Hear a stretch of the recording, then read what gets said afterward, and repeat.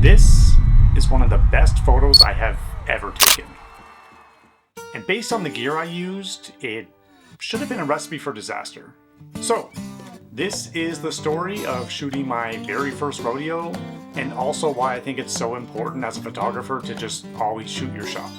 To better understand why this photo matters so much to me, you need to understand where I'm from. So I live on the east coast of Canada, which is pretty much the furthest thing away from the whole western and cowboy scene. We don't have that here. We have lighthouses and lobster fishermen. However, for the last couple of years, I've sort of been, mildly obsessed with the western aesthetic. Maybe it started with Yellowstone, I don't know, but I started following different photographers from places like Wyoming and was just fascinated by the stuff that they would capture, like rodeos and stuff like that. And I was envious and jealous that we didn't have that here, and it was my dream to shoot something like that because it always just looked so cool and the energy surrounding it was amazing. And yeah, I would just sit there and think like, damn, it would be so cool to be able to capture something like that. So one day I'm scrolling Instagram like I do, and this amazing rodeo photo pops up, and I got the idea just to go to Google and search to see if there's anything near me that would give me that opportunity, or to see if we had anything remotely like that. So sure enough, I search Halifax, Nova Scotia rodeo, and to my surprise, I find the Nova Scotia Stampede, which is happening in a couple months. Now, I've lived here for 20 plus years, and I did not know this was a thing. And apparently it's been a thing for only a couple years now, but it was literally happening 45 minutes away from me in a couple months, and I had no idea about it. So me being me, I immediately found a contact and fired an email off, shooting my shot, requesting a media pass or asking if there was any media passes available to capture something like this, even though I had nothing remotely close to my portfolio to match that. My portfolio is mainly family portraits, some live music, and street photography. And to my surprise, I think it was only a couple weeks later, I actually got an email back saying that there was media passes available, and they granted myself and my girlfriend 2 media passes to go and capture this event in September, and we were absolutely stoked. So September rolls around and we show up for the main event evening, which is the rodeo, and we're very excited. I've got all these ideas in my head of how things I want to capture, or just visions in my head of what I think my images should look like, or what I want them to look like. It starts off great. So it's a beautiful evening, lighting is good, it's like sunset, golden hour, when things start to kick off. But the introductions and stuff dragged out for a while, so by the time the riders actually came out and started, we had lost a ton of light, and they had to flick the stadium lights on, and basically that was my only source of lighting, which wasn't great based on what I'm shooting on. I'm a weirdo, I guess, and I actually shoot on Lumix. Yes, Lumix as a photographer. I don't know why people find that so strange.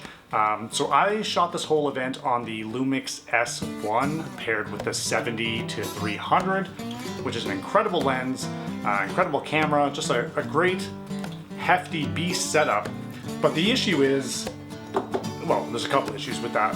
So the 70-300 lens is a slow lens, okay? So it's f4.5 to 5.6. Not ideal for low light scenarios or low light shooting, and that's my own fault, but also I wasn't gonna be too afraid of it. I know that, I'm not afraid to crank my ISO or whatever.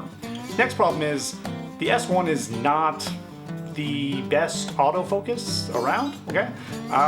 It is known for having pretty poor autofocus. It's not nearly as bad as reviews made it sound. It's still great for 2025. I love that camera. I love the images it produces, but it's still a contrast-based autofocus. It does not have phase detect autofocus like a lot of modern cameras, right? And now there's new iterations of this, and I'm still using the old original, but yeah, that presented a lot of issues when you're shooting something like a rodeo and you've got a lot of fast-moving subjects, not to mention the whole lighting situation. So my ISO was definitely around 256,000. for most of it, just to make sure I had a clear image. And obviously I was trying to keep my shutter speed high as well to capture motion and not get a lot of motion blur. This became just it became a battle. And after each rider, I was, looking down, reviewing my photos, and being incredibly disappointed, not getting anything that I wanted, not really getting anything in focus or sharp or clear.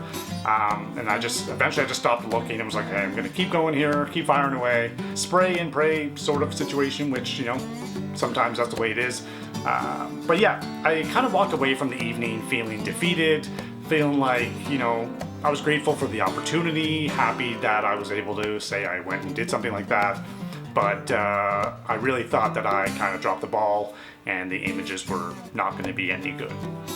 However, fast forward to the next day when I finally got to get the SD card in, load up all the images, because we had got home really late that night. I wasn't going to call through those at like 1 in the morning. So it's the next day, I'm going through thousands and thousands of images over this 2-hour period. And listen, there was a lot to delete, and I mean a lot. But there was one, that one, what I will call banger, that just really caught me off guard and kind of made me stop for a second and think, holy shit, like, I really did this. And that's this image here that I showed you at the start. And like I said, it's probably, or without a doubt, it is one of the best photos I've taken in the last couple of years, or ever in my portfolio so far. So I am very happy with it. I opted for a black and white edit just because creatively that matched the vision I had at the time. But I'll also throw up the color version here for you so you can see. And it's kind of funny now because now that I'm doing this video and putting this image back up here in color, I'm actually like starting to like the color version more. Which is, I don't know how I feel now. I'm a little bit mixed. So drop a comment below if you're seeing this and, let me know which one you like more, color versus black and white.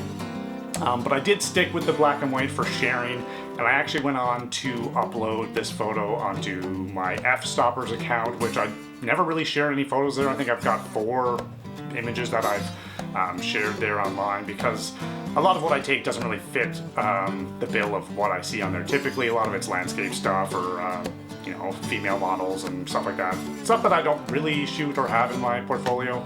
So, but I was like, this is one of my favorite images I have ever taken, so why not put it up there? And sure enough, it actually got editor's pick, and it also got photo of the day for October 8th and was shared on their official Instagram and everything. It's still getting, thumbs up and likes and comments from people every now and then. So clearly it was a solid photograph, and I feel like I should be proud of it, which is the whole point of me making this video. And the whole point that I want to drive home is basically, don't be afraid to shoot your shot.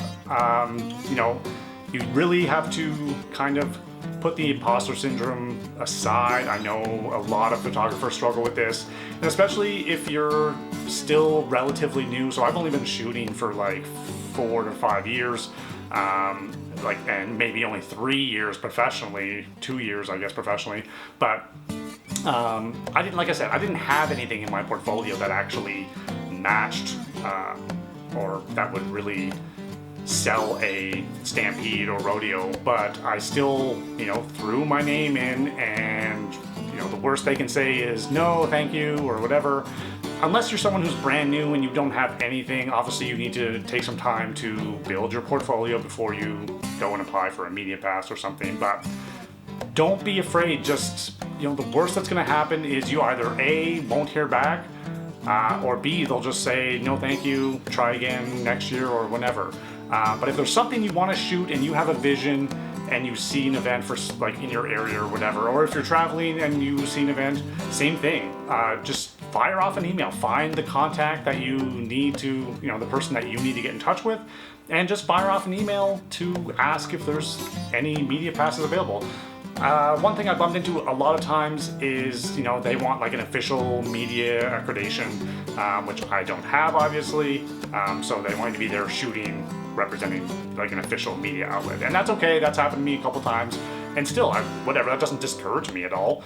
I still tried and they still got back to me, which is great. So that's the whole point. Just, you know, do not be afraid to shoot your shot because you never know what's gonna happen. For me, I never expected to shoot this rodeo or shoot a rodeo this soon. I was expecting that, you know, maybe someday I would have to travel to Wyoming or something, and if I had the opportunity to capture it there down the road, that would just be like a bucket list item. But now I've got this bucket list item checked off very early on, and an image that I am incredibly proud of, that I'm actually gonna get printed and put somewhere, I don't know. But yeah, I really appreciate you watching this video. If you have any questions about anything, just drop them in the comments below and I'll happily respond to the best of my ability. And yeah, like, subscribe, all that good stuff, and we'll see you again soon.